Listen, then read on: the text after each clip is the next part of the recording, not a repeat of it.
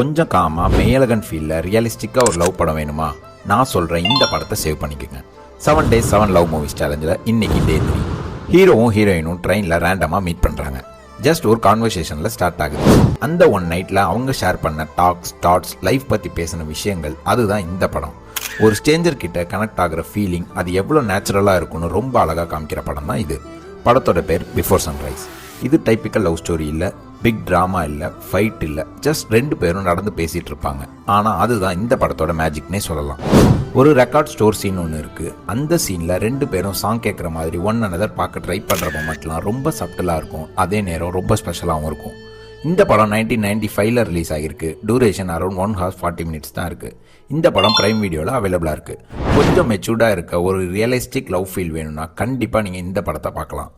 இந்த மாதிரி movie recommendations, movie review, cinema updates தெரிஞ்சுக்க மறக்காமல் நம்ம சேனலை ஃபாலோ பண்ணிக்கோங்க.